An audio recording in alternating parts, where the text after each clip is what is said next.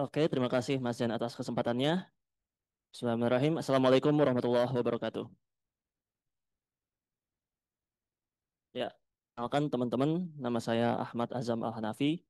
Di BSI ini saya ditempatkan sebagai Cyber Security Analyst di tim SOC CSIRT sebagai junior staff. Nah, pada kesempatan pagi hari ini, izinkan saya sharing ke teman-teman terkait 10 tips meningkatkan keamanan siber untuk individu di lingkungan BSI. Nah, harap teman-teman bisa perhatikan karena waktu kita atas dan nanti tidak ada sesi tanya jawab. Bukan karena saya pingin, tapi karena memang waktu kita terbatas gitu ya.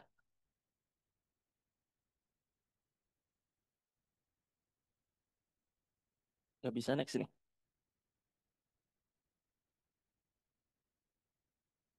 Oke, tapi latar belakang dulu. Kenapa keamanan cyber itu penting?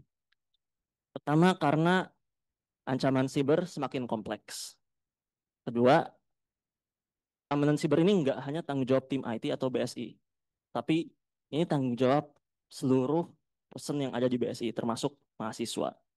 Namun, kini sebagai anggota BSI merupakan garis pertahanan pertama. Oleh karena itu, kita aja sebagai tim BSI, jika tak paham betul mengenai keamanan siber gimana, eh, anggota-anggota yang lain yang ada di UII. Makanya, penting untuk mengetahui keamanan siber ini. Ini data terkait kerugian yang ditimbulkan akibat serangan siber. Bisa dilihat di sini, kerugiannya 6 triliun dolar dalam 1 tahun. Itu kalau misal ibaratkan negara, itu negara dengan GDP ketiga terbesar di dunia. Hanya di bawah Amerika Serikat dan Cina. Jadi 6 triliun dolar ini itu ekonominya lebih besar dibandingkan Jerman, Jepang, apalagi Indonesia.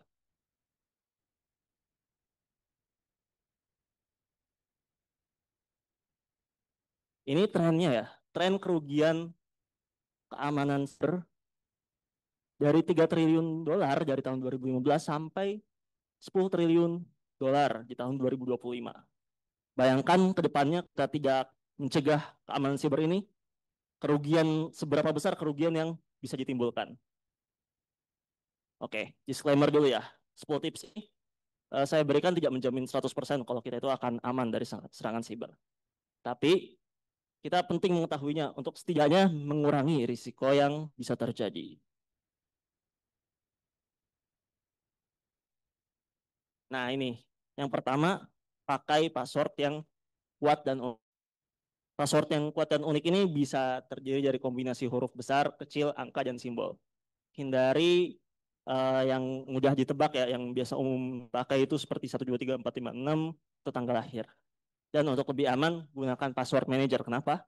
Karena password manager itu bisa generate password yang tidak biasa dipakai di tempat-tempat lain gitu.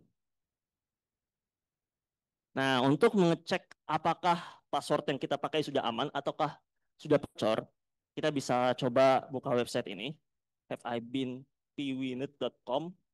Di sini dia memiliki database sebanyak 14 miliar akun dan bisa jadi akun-akun UI ada di sini. Kita pun sudah menemukan ya di tim CIS beberapa akun UI yang sudah bocor. Nah, itu istilahnya namanya compromised user. Namun sayangnya saat kita laporkan ke mahasiswa misalkan yang bersangkutan, tidak semua mahasiswa paham apa itu istilah compromised user. Jadi mungkin memang kedepannya kita juga perlu uh, improve skill bahasa kita agar lebih mudah dimengerti oleh user itu. Nah, di sini juga selain kita bisa cek password yang kita gunakan, kita juga bisa cek email kita. Email kita ini sebenarnya udah bocor atau belum gitu. Dan perlu diingat juga, tas itu ada di mana-mana. Bisa jadi lebih dari 14 miliar ini. Jadi gunakan password yang lebih aman dan juga ikuti tips-tips selanjutnya. Karena bisa jadi akun ini bisa bocor karena tidak menerapkan tips-tips yang nanti saya coba berikan. Nah, ini. Kedua, hati-hati jangan email phishing. Periksa alamat emailnya dulu, kemudian jangan langsung klik lampirannya. Dan kalau misalkan ragu, bisa konfirmasi ke pihak yang bersangkutan. Ini contoh untuk email phishing. Pertama bisa dilihat domainnya dulu, apakah ini resmi atau tidak. Terus juga biasanya dia ngasih urgensi yang seakan-akan mendesak, tapi sebenarnya itu palsu. Kemudian mereka pakai grammar yang kurang bagus, dan juga terakhir linknya kita bisa hover dulu. Hover itu panahnya kita bisa ke atas, terus nanti bisa dilihat di kiri bawahnya itu ada linknya, itu linknya resmi atau enggak. Nah ini contoh email phishing ya teman-teman ya. Bisa dilihat di sini. Ini kalau kita tidak jeli, seakan-akan ini email resmi karena headernya udah rapi gitu. Tapi kalau kita perhatikan di sini, ini bukan email UII. Email UII yang benar kan uii.ac.ij. Tapi di sini UII stripac.id. Nah ini email phishing ya teman-teman. Terus kemudian ada contoh lain. Nah ini bisa jadi karena akunnya sudah bocor. Jadi emailnya udah benar. Tapi kalau kita perhatikan di sini,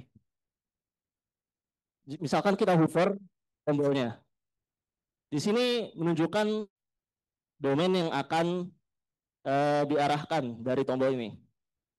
Bisa kelihatan nggak teman-teman ini? Ini saya kasih tahu aja. Ini domainnya myboard.org. Itu bukan domain resmi ya. Ini emang menyerupai domain ada di UI itu ya itu SharePoint. Biasanya kalau kita share Google OneDrive itu ada wacid-my.sharepoint.com. Tapi nggak sama. Jadi harus hati-hati juga terkait email phishing ini. Gitu. Oke lanjut, karena waktu terbatas ya. Kedua, uninstall aplikasi sembarangan. Nah, kemungkinan paling besar kenapa akun-akun khususnya yang ada di UI ini bocor, karena mereka menginstal aplikasi bacakan di laptopnya. Berdasarkan data, 24% aplikasi bacakan mengandung malware. Dia selain melanggar undang-undang, dia juga bisa mengancam keamanan data kita dan juga bisa membuat laptop kita semakin lambat gitu. Nah, ini salah satu poster yang ada di ruangan Ops ya. Di sini juga ada artikel terkait aplikasi bajakan, bisa dilihat di soc.ui.id. Tips keempat, yakni hindari menyimpan password di browser. Nah, jadi cara aplikasi bajakan yang tadi untuk mengambil password-password itu mereka umumnya mengambil dari password yang disimpan di browser. Terus solusinya gimana? Kita kan perlu bikin password yang rumit yang gak gampang ditebak, tapi kita juga sulit kan setiap domain misalkan kita pakai password yang berbeda-beda, gimana cara ngingetnya gitu? Ya solusinya ini kita menggunakan password manager khusus terpercaya karena password manager ini memiliki enkripsi yang lebih kuat dibandingkan password manager di browser. Nah, ini satu artikel yang nunjukin kalau kita nyimpen password di browser itu resiko untuk kebocorannya lebih tinggi gitu ya. Memudahkan hacker mencuri password kita. Kelima, selalu update sistem. Nah, ini juga yang nggak bisa dilakukan sama software bajak. Kalau mereka udah bajak ya, mereka tidak dapat support dari developernya. Karena update mengandung patch keamanan yang penting, terus bisa melindungi data Anda, meningkatkan performa, dan kalau misalkan ada update, jangan ditunda-tunda. Nah, keenam, waspadai teknik social engineering. Jadi, social engineering itu dalam bahasa gampangnya manipulasi manusia. Masih menggunakan kode.